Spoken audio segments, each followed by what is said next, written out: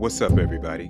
You've tuned in to Just Draws, the podcast that explores hot topics and various experiences among same-gender loving Black men. In each episode, we offer raw, vulnerable, and stripped-down perspectives to give voice to our frequently overlooked population.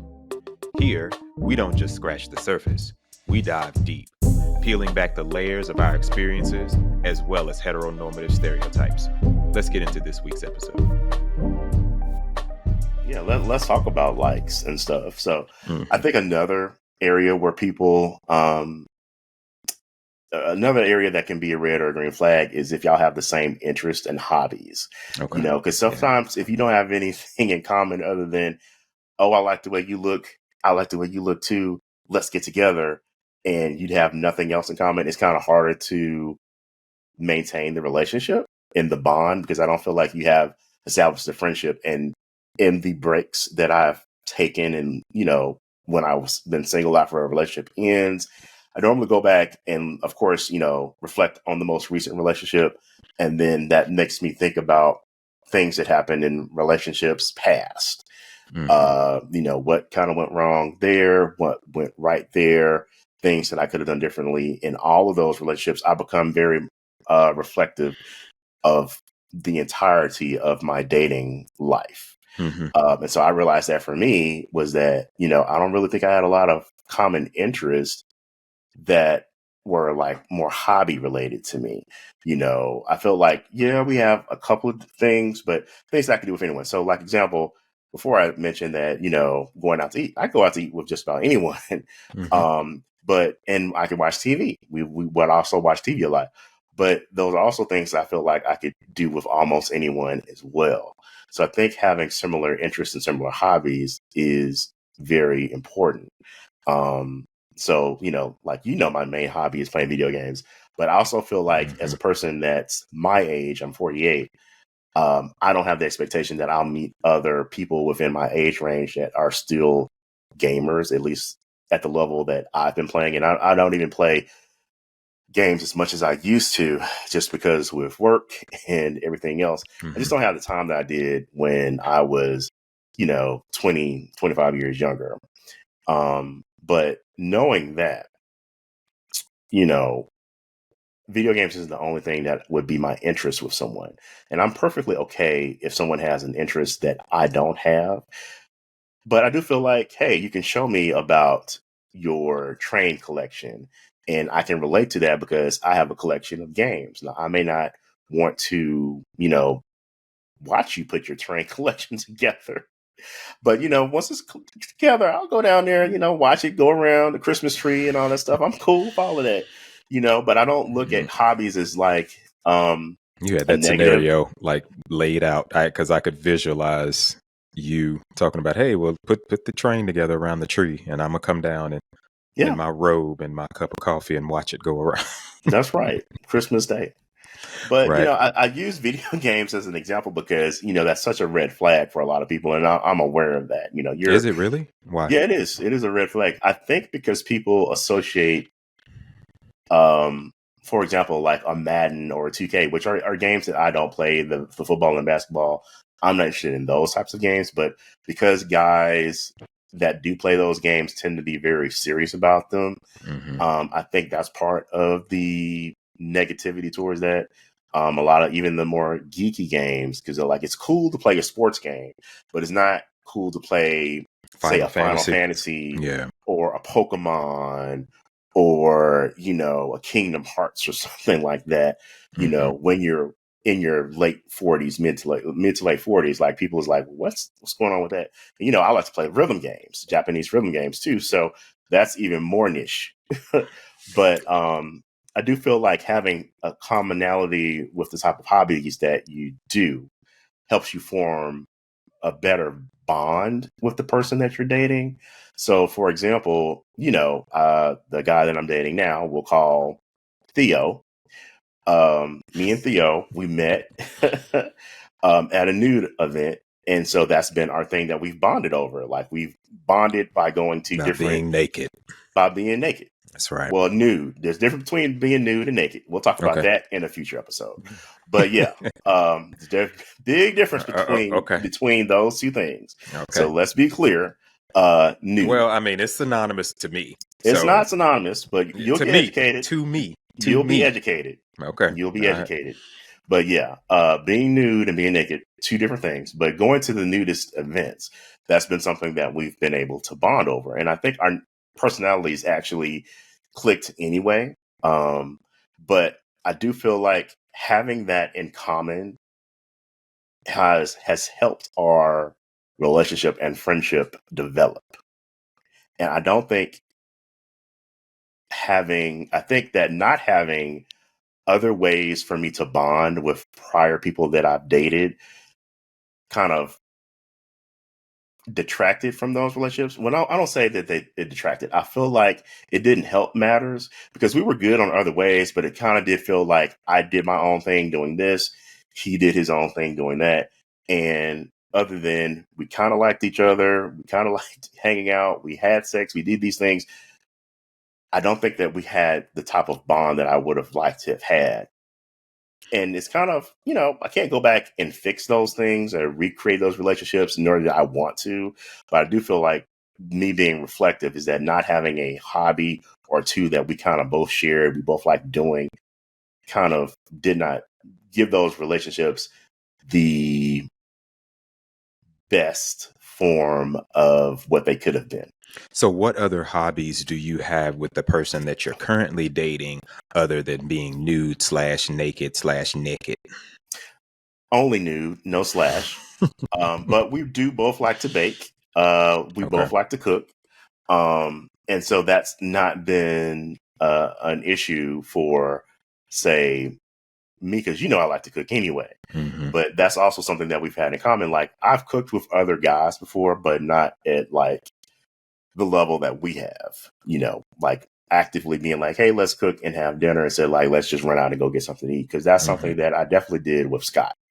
But with Theo, I haven't really done that. Of course, we've gone out to eat as part of the dating practice, but we also will cook. Like, hey, let's not spend money. Let's just go and get something, run out and cook it. And that's been great. And having a meal cooked for me instead of me being the main person cooking is great. Like, you don't have to be made from scratch with fresh picked tomatoes, spaghetti sauce. It can be a jarred sauce for me. I'm fine as long as I didn't have to cook it. That shows interest in me enough that you care enough about me that you'll actually cook a meal for me. Okay. Yeah. I don't have to have necessarily similar interest with someone else. If I do have those, that's great. But I feel like that leaves room for me and the person that I'm dating to build similar interests, because there could be things that I don't even know that I'm interested in and that he may not even know that he's interested in, but when we're together, we experience something or have a conversation about it and go, oh, you know what? We both have this in common. I went on a date not too long ago with a guy, and initially it was the looks that got me in the door, and we went on a date, and it was a really good date. It was a really good date. We went to one of these little crab houses, put an adjective before crab, so crusty crab, tasty crab, juicy crab, lazy crab, crazy, lazy, crazy, winking, blinking, and nod crab, whatever. And so we went to one of those, and there was karaoke at the event. Oh, cool. And I don't particularly participate in karaoke. I don't have a problem with people who do, but there was also a DJ there, and the DJ was playing like old school music, and literally we knew all of the words to the same songs, and we were literally singing the same parts of those songs. Like normally, like I'm a background type of dude, so I'll do the ad libs and the backgrounds, and he was doing the same ad libs and backgrounds that I was doing, and I was like, wow. I was like, okay, we both hear the same things in music. And then we talked about some other things, like we talked about shows, and come to find out there's some shows that we have that are similar, Like TV similar, shows. yeah, TV shows that Okay. we like to watch. And so I was like, oh, okay, that's dope. So sometimes the thing for me is the mystery and the surprise of finding out that, oh, okay, I do kind of like that, or I didn't think I liked that, but because you've exposed me to it, that's cool. So I never go into a situation like, okay, there's nothing in common, so Mm. we're not going to move any further. I have had a situation like that where somebody asked me a bunch of questions and asked me about things I liked, and when I was honest about it, I was like, I don't particularly care for that. I don't Mm. particularly care for this. Now, I don't mind if I'm with somebody and we're engaged in it, but no, I don't particularly care for that. And so he really didn't want to, after that one date, this was back when I was living in Florida, but after that one date, he didn't really want to kick it anymore. So I was like, all right, well, no big deal, no love lost. So we moved on Mm. from there, but that's not a thing for me. Yeah, I mean, I've not gone into a situation initially thinking that, because we don't have anything in common off of, the first couple of dates or whatever, that it doesn't mean that we can't have a relationship. I just feel Mm-hmm. like it helps. Mm-hmm. At least for me, it has helped, Mm-hmm. because I mean, even with, you mentioned TV shows, and, we both like, what we call them white lady dramas, where, a white lady show like Bridgerton, or that show that's on Apple TV with Christian Wiig, Royal Palms, I think. Okay, yeah. Little shows like that, or the Gilded Age on HBO, like period pieces where the main character is like some white lady, Desperate Housewives, something like that. Those types of shows we just kind of like end up getting into. So that also kind of helps too. I mean, not So, to say that people don't watch those types of shows, but that kind of helps with us as well. So going back to the way that you two met, you met at a nude event, not a naked event, but a nude event. And so were the looks the first thing that got you or attracted you to the person that you're dating now? And what about I mean, his he's looks attractive. attracted? I mean, yeah, I would hope so. I mean, he's attractive, but that wasn't because, it wasn't like, oh, I can see all your goods. That did not make or break us getting together. Or we just like, oh, I'm looking at your face, so yeah, I think that your face is attractive. Your body could be banging, but if I don't find that your personality is attractive, it don't matter what you got between your legs in the front or the back. I'm not going to be able to establish or maintain or sustain a relationship just on looks alone. So what things attract you though, as far as looks, or what things would be considered green flags for you? I know, but let's I mean, let I don't feel like, as far as for this podcast, like out of the categories, I really didn't use like looks as far as like specifics types of things for like what I would say would be like a type. Because I don't necessarily think that looks are determinant on what should be a red or a green flag. Like, yes, you should be attracted to the person that you're going to date, on at least on some level.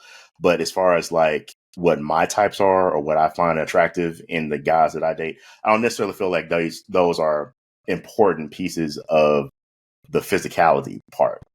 As far as like a red or green flag, like I do feel like, yes, the person should dress well. Yes, they should wear clean clothes. Yes, they should do normal, regular, multiple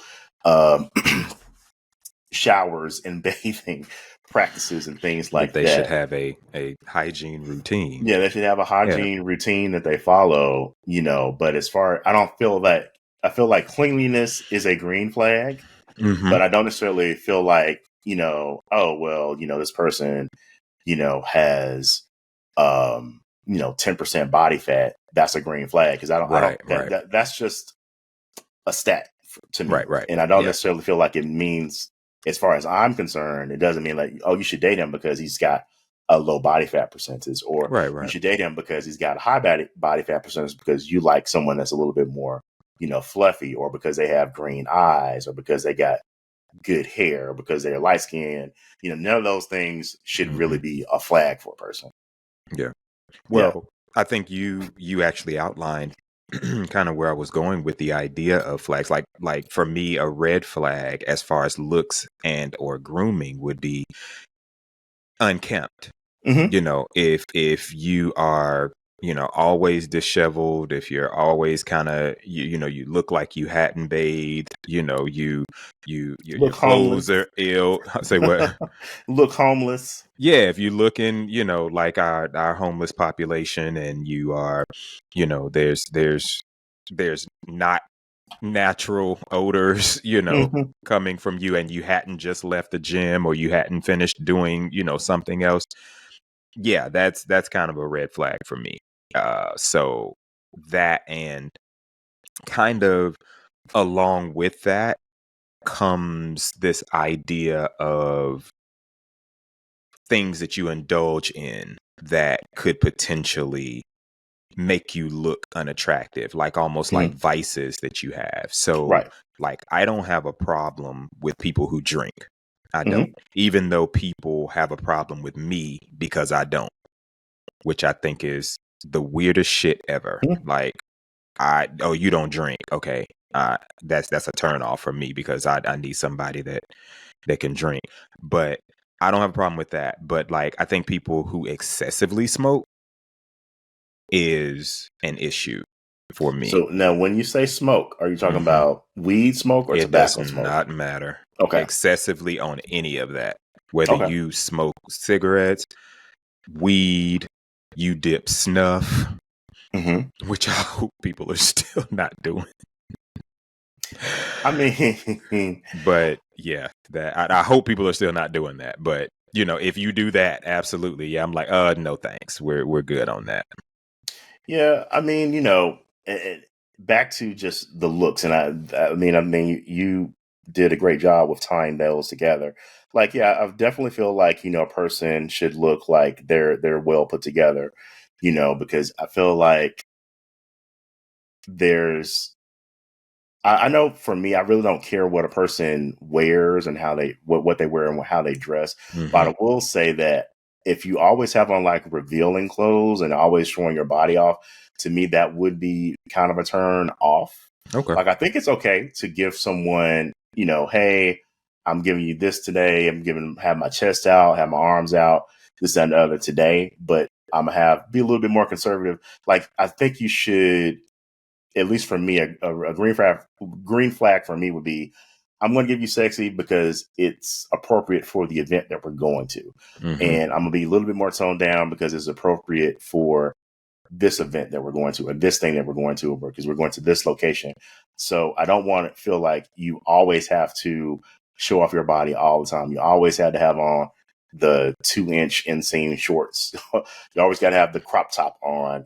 I feel like that's just doing a lot, because if you have a nice body, people know that you have a nice body no matter what you wear, hmm especially if you're very muscular and very thick, hmm with big muscles. Like, anything that you put on is going to turn into a muscle shirt, just because if you wear your size or even a size or two above, that's going to pop out. Your chest is going to pop out. Your arms going to pop out.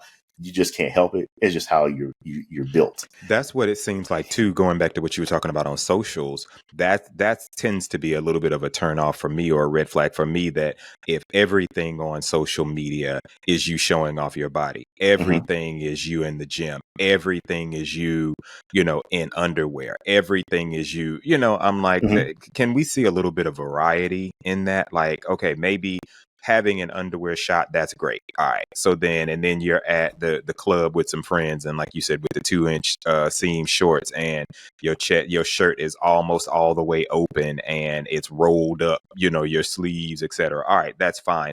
But then where's something where you actually have on a regular shirt, something Yeah. you didn't alter, to try to make something pop. Where are you in a suit? Where are you in, just a nice sweater, something, conservative? Yeah. But I think that's a thing too. So it's Yeah. I mean, I get it. You have to. For me, I would want to be with someone that knows how to balance that. Yeah. Not necessarily, just one thing all the time. Because I want a person to feel like, hey, if you're feeling sexy, you want to feel like, hey, I've worked hard at the gym. I want to show this off, or this is a nice aspect of my body. I want to show this off. I'm fine with you doing that because I don't want to feel like I'm putting restraints on a person. True. But at the same time, I do feel like, you don't have to always be on 10, with it. We don't have to see it all the time. We don't have to see your gains every single day. That's that. And again, I'm not judging people who do that, but it's like, okay, I get it.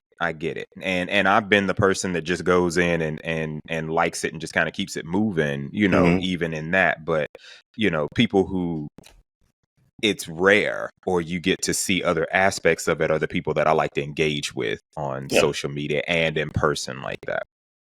Yeah.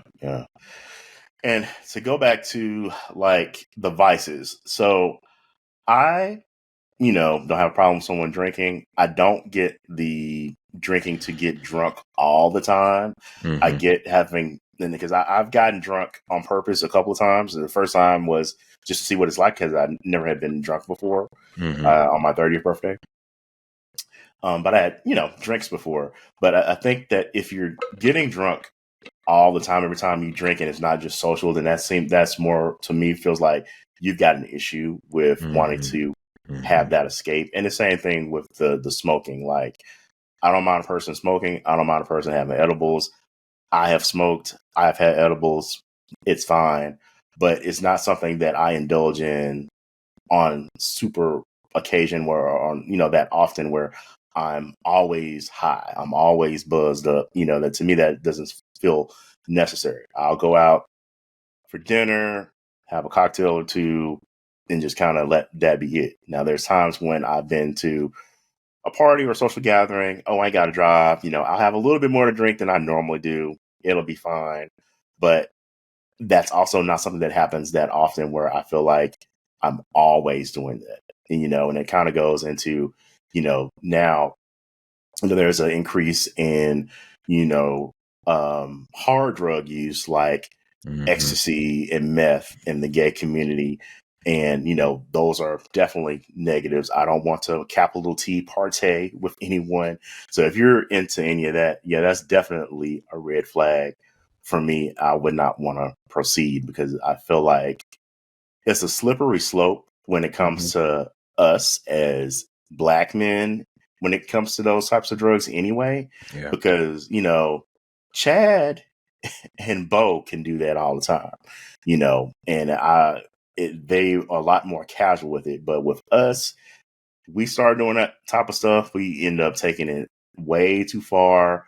We end up getting set up with these dudes and end up getting killed, like the guy in California. That was the white guy. I can't remember his name off the top of my head, but he was setting up those dates and stuff with the black guys in his house and whatnot, and they would end up dying, and he'd just be like, and was getting away with it until recently. But in situations like that where it's more, risky and dangerous when it comes to violence and sex and losing control and things like that. So hard drugs, definitely red flag for me. I'm cool with weed, cool with edibles, cool with alcohol. Just don't take it to the extreme. Now I can see, as you mentioned, like not drinking could be like a thing.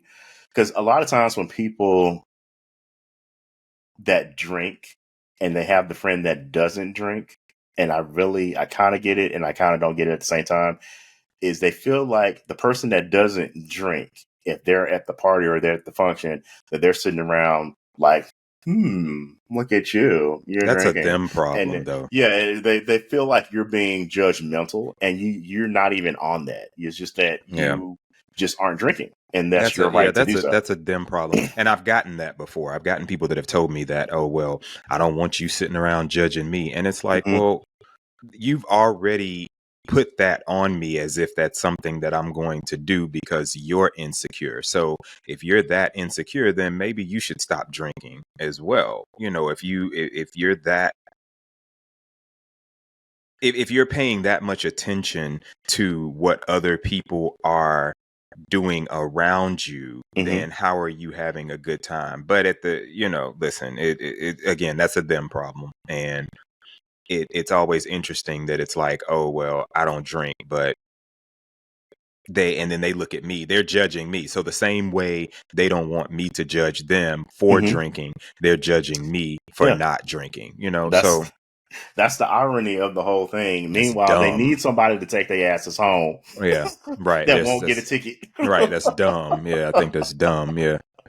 But to Indeed. each his own. Y'all can have that shit. Y'all really can have it. So Indeed, because it's really not that serious. And like I mhm, said, if I go out, and drink socially, I'm only going to have one or two drinks, especially if I know I may potentially get behind the wheel anyway. But if I'm at a mhm, kickback, and I know I'm either going to get driven home or take an Uber if I'm not staying wherever it is, if I'm not hosting it, then yeah, I'll have a little bit more. But I'm not going to be worried about somebody that doesn't drink.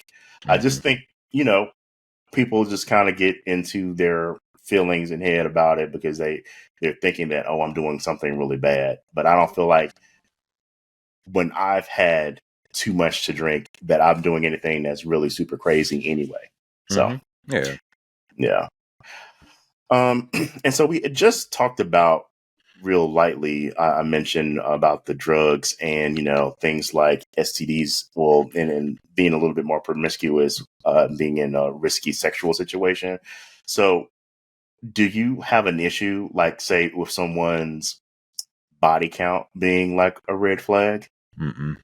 I don't have that either because mine is not low, Mm-hmm. but I don't. Yeah, I don't ask those questions. So I don't know that would even register in my cognition as a red or a green flag. I just don't Mm-hmm. ask. It's just like, all right, that was in your past. And if we're gonna move forward, then we establish what we're gonna be and what we're gonna do moving forward. I mean, I would want somebody who knows what they like and knows what they want and can articulate and tell me what they like in the moment. So if I'm doing something that you don't like, I want you to be like, okay, yeah, no, Yeah. do this, or I don't like that, or tell me that before we get started. But I don't really have a problem with body count. What about you? Body count doesn't really matter to me because I feel like at our age, you expect people to have lived, you Mm-hmm. know. And I would not expect anyone to be like some type of saintly version or low body count, never really had sex, never really had any type of sexual experience at this point. People have lives before, we met them. Mm-hmm. I think like maybe younger generations are more concerned about that, or maybe just younger people in general, because to them, saying, oh, well, I'm 19 years old and I've got like 20 bodies already or something like that, they probably look like, ew. But, you're 48 years old and you've only got 20 bodies, and people are going to be like, huh, what happened with that? Like, especially if you're gay, because the expectation is that, we can Get you take tooted up. 20, in a weekend. Yeah, right. Well, in Atlanta, yes, absolutely.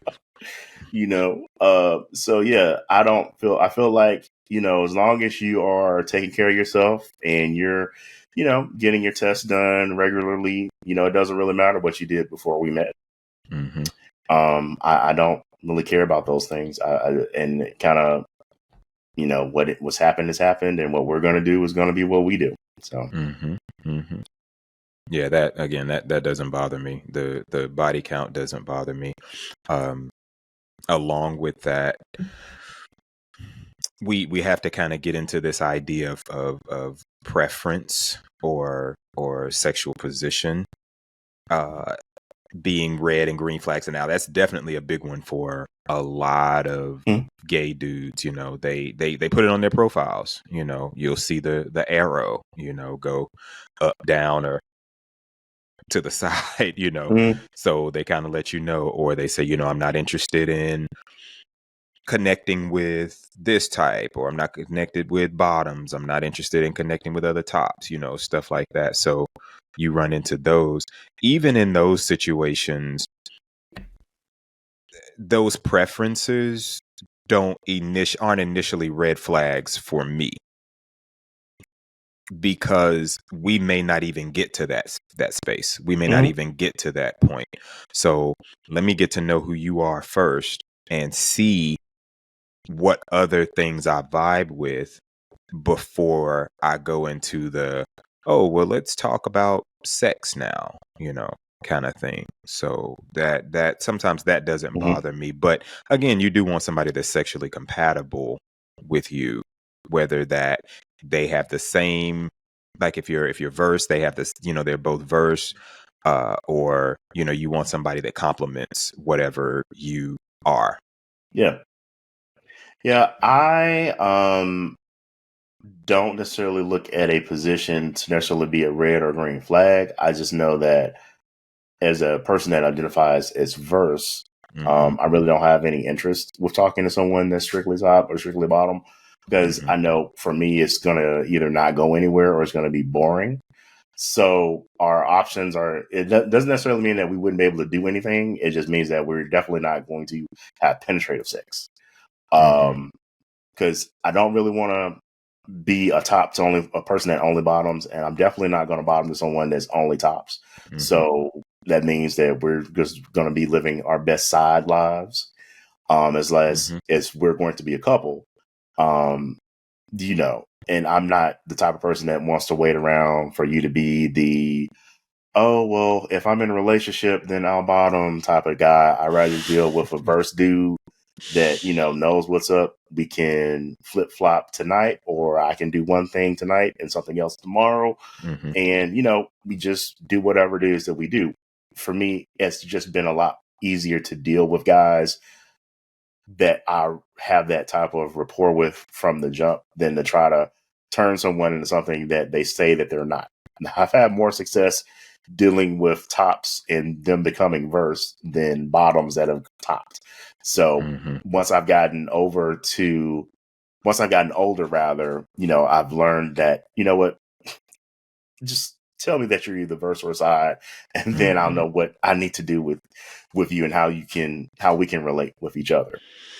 But I mean, for other people, it's going to be a hard stop if a person is, only a top or only a bottom. That it's going to be a non-starter if you're not compatible with them, because they're not going to be able to get beyond that, because they never want a bottom, they never want a top. They are going to only do what they do, and there's no changing that. So, like you said, we could meet. We don't know if we're going to be platonic. We don't know if we're going to be romantic. We don't know if we're going to be sexual. So, it's okay to meet people that aren't necessarily sexually compatible with you in that lane. But I think a lot of the times it can be like all or nothing, because I've had that happen to me where, someone found out. I was having a regular conversation, and this is a little bit different, but just texting, and or a Facebook Messenger, and the guy told him, yeah, well, I'm non-monogamous, this, that, and other, and the guy blocked me. And I just kind of laughed, because it was like, I didn't even say I was even interested in you like that. I was just stating, a fact that I'm a non-monogamous person. Did he ask you what you were, or you just was like volunteered? He did. Okay. I believe he did. I don't know how it came up, but I think he asked me something, and it just kind of came up in that conversation. But, whether or not, however that information got to him, whatever triggered me to tell him that, still, I didn't feel like it warranted a block. Not that this is so important that, oh, this guy blocked me, woe is me, boo-hoo. The issue with this is that, because we have not even established what type of relationship we would have, that didn't necessarily warrant a block to me. Now, if you felt that you had to block me because you felt like, oh, I can't have the relationship that I want with this person because they're non-monogamous and I want to date monogamous people, that's a them thing. Like you said before, that's not a me thing, because that's your issue. Like, I could have just had coffee with you. We could have just been homeboys and just watched white lady dramas and play video games. And that would have been the beginning and the end of our, dealings. Like, oh, that's my dude that, we come over and we have a Desperate Housewife marathon and eat cookies and chips. And that would have just been the whole course of our, dealings with each other. And that would have been fine with me. But because you felt like, because I'm non-monogamous, that you can't have any type of dealing with me, you have to block me. You can't see my face on your profile or on your feed anymore. That's your problem. Because I didn't tell you that I wanted to do anything with you. Yeah, the guy was attractive or whatnot, but it wasn't like, oh, he's so attractive, I can't believe that he doesn't want to talk to me. Because I wasn't even thinking about that when we were having the conversation. It was like, oh yeah, blah, blah, blah, blah, blah. This another, because I had no expectations. And when people DM me, I don't think that, oh, this is a potential person that I'm going to get with. Like, people will try to DM me because they want to get with me or they want to whatever. And me, I'm not, my brain don't even be on that. Don't DM me thinking that you're going to get me to engage with you because you want to date me or have sex with me. That is very bad. My DMs are very dry, and you can probably ask people, like, I try to DM him and this, that, and other. If it's not like a natural conversation, our DMs are going to be very boring because I'm a pay of dust. Yeah, but I felt like, because that didn't really have anything to do with me, it didn't mean that we didn't need to have a conversation or anything at all. And the irony of that, it kind of goes back to, once I was dealing with guys that would hit me up on the Jacked and the Grinder, and they would see that I'm verse, and they, see that I'm a top, and that they'd be a top, and they hit me up and they'd be a verse. I'm being a verse rather.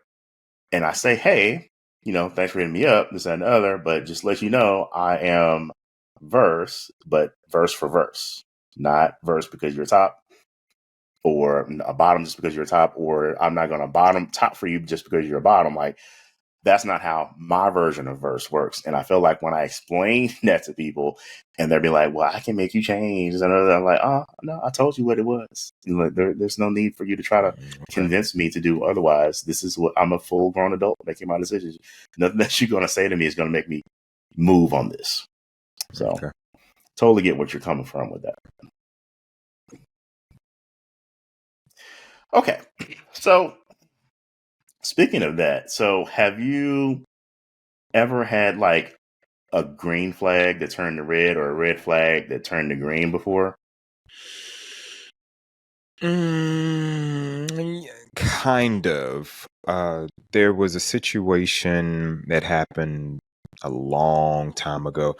I'm not going to say it was a green flag that turned into a red flag, but it was a situation where it made me understand that this is what I don't want. Okay. Actually, and that's happened a couple times. There was a situation where I didn't have a problem with being around people or people that were interested in me kind of just being in my space. Okay. But I don't like people who are clingy or who just kind of don't have anything going on and just want to be up under me or, under somebody else. So initially I didn't know that was a thing that was something that I don't like. And I've said earlier in a previous podcast that things like cuddling and those levels of intimacy are not things that I get into with just random people. If I'm interested in you, there's mutual interest in me, and or if we're in a relationship, I'm cuddling. We're good on that. But just somebody random, or somebody that I might just be hooking up with, no, we're not cuddling, because those are boyfriend privileges. And if we're not moving in that direction, I'm good on that. But I learned that I don't like I don't like people to be that clingy. Like, Mm-hmm. I'm like, I want you to do everything that you normally do when I'm not around. So one mantra I developed out of that is, I want to be your extension. I don't want to be your existence.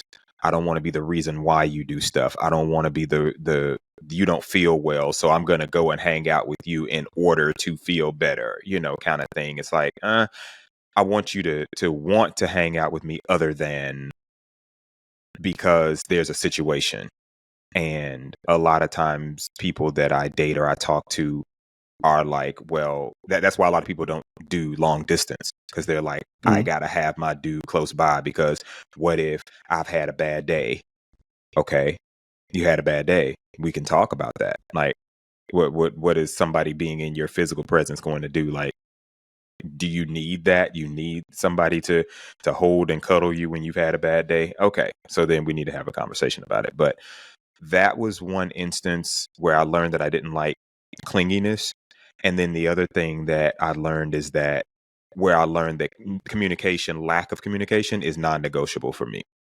So people who don't communicate turns me off. And Okay. I used to tell people all the time, "Oh, well, I don't have to talk to you every day. That's fine. We don't have to talk every day.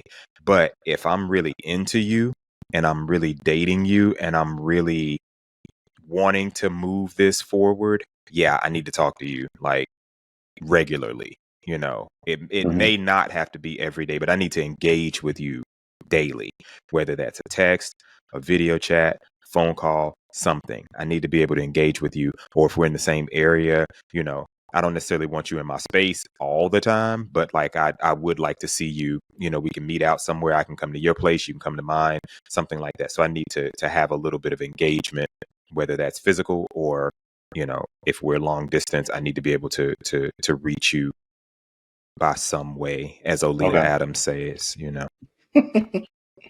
Just get here. Just get here if you can. Indeed. Well, kind of like you and opposite, you know, it wasn't a red or it wasn't a green flag, but for me, it is a red flag now, where before I really didn't, consider it. But long distance for me is a non-starter. Okay. I just know that, like, before I would be okay with it. But for me, it kind of comes down to at what point are we going to, because I've dated people, or I dated a guy before that was long distance when I was younger, and it was okay. I mean, we did what we needed to do for like a year. I made trips up to visit him. He came down to visit me. We hung out. It was all good. It was fine. But the relationship ended, but not because of this. But in reflecting on that relationship, I had to ask myself, well, what was going to be the end game? Because at what point would it be I move where he is or he moves where I am? And someone's going to have to make some decisions. And I felt like, am I at the point where I want to do that? Or would I rather just find someone that's near me and it's easier for me to deal with that person? In addition to the fact that physical touch is one of my love languages. So, yes, if I do have a bad day, I want to talk to you and I can talk to you and that'd be fine. It would be more enriching if you were here and then I can get that hug and that cuddle with you. Um, and that just works better for me. So yeah, I need someone to be here. I need someone to be accessible. I need someone to be within range. And Mhm. interestingly enough, with that is that, I'm in Atlanta. I'm in a sprawled out metropolitan area. I don't know how many counties it is that's considered metro, but it's over 5. Mhm. So you consider how many counties are in this area and how far and wide you would have to drive. Like it takes you like maybe 50 minutes to an hour just to get from South Fulton County all the way up to Alpharetta at the north of Fulton County. So, I could be dating someone that lives in Milton, Georgia, Alpharetta, Georgia, while I live down in, excuse me, I live down in McDonough. And that's a very long stretch. But people still will act like, oh, I can't come and see you, because that's just too far. That's a commute. And I get it. It would take an hour and a half to actually do that, but that's still closer. So how is it difficult for us to meet somewhere in the middle of town to go out and have a date, so that we're both equally distanced from the meeting location. I don't have to necessarily stay at your house. You don't have to stay at my house, but I feel like there's no reason for people within this geographic area with all of these successful Black people, successful gay men that don't have hangups, but it's super difficult for people to be like, oh, that's just too far. But y'all have no problem, or people, I'm not gonna say y'all, people have no problem going onto Jack'd or Grinder and finding people within, whatever the limits of the free versions of those apps give you, and finding someone to have sex. And I get it, the sex is going to be something that's instant, it's going to be satisfactory, but you don't even have to go through any prep. You just wash your face, throw on some clean clothes. Let's go to that Olive Garden and have that unlimited pizza, unlimited pasta and salad, That is the second time you have said something about unlimited pasta and salad. Are you going to go to Olive Garden and get unlimited pasta and salad? Just throwing it back from the previous. That's all it is. Okay. No callback. plans on going. Just a callback. That's all it was. All right. So that's interesting to me how even in this city that's supposed to have all these gorgeous, successful men, that we just can't make that jump to be like, hey, I still need somebody to be within that Grinder and Jack'd radius of me to actually consider that I'm going to date this person, which is kind of crazy to me. I feel like it just takes planning, and it takes, spending some money and investing. Yeah, you're going to spend some gas to go visit this person, but in the end, aren't you trying to have a relationship? So what's 20 miles? What's half an hour? What's 45 minutes? Those are things that you just kind of have to do, because we're in a city that's so car dependent and car focused. That, I think that it's a small price to pay in order to have a successful relationship, because right now, I'm about 25 miles from my guy now. And I was just at his house earlier today. Now I'm at my place. I'll see him next on Saturday afternoon. We're recording this on a Thursday, so it'll be a couple of more nights, tonight and Friday night, and then Saturday night we'll see each other, and it's okay. But I don't understand, why people feel like they just can't make that jump to be physical. But yeah, I need someone that's going to be at least within driving distance of me, instead of like long distance. I can't do that. I'm not going to do it. Yeah. So that's definitely non-negotiable okay for me. with it. Yeah, I'm okay with distance. It's just we need to work out how we're going to see each other and the level of frequency. And there has to be some reciprocity in that. If I come to see you, the next time you got to come to see me. And then we'll just kind of flip flop and switch back and forth. There was one instance where I knew of a couple who were dating long distance, and I thought this was a really dope idea. I don't know how practical it would be in terms of how everybody else moves, but they had been together for a little while. And so what they did was they opened up an account together at a bank, and they would put money into that account. They would put so much money into that account every month from whatever their checks were. And that was their travel fund. So when it was time for one person to go see the other one, they would pull money out of that account and pay for their travel arrangements, and then they would just replenish it, and then the next person would use it. So it was I was like, that's a really dope idea if you've got two people who are fiscally responsible enough to do that. Yeah, I think that's an awesome idea.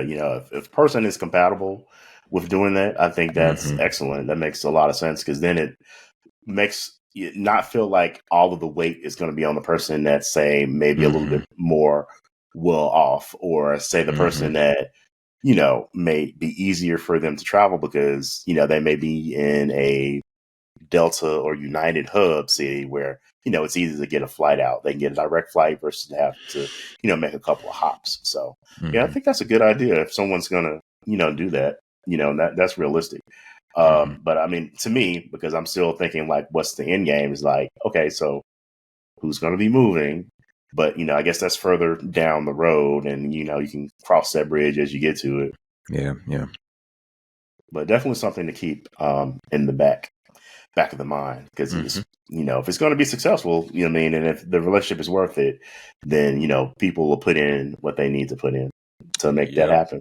And I think that's the overarching kind of thing. Relationships are not easy, and they do require at least a little bit of work, on both parties' ends. It may not be job-esque sort of work, but it is work to be able to, get to know somebody and to take the time to make sure that they are a part of your life as well as you being a part of theirs.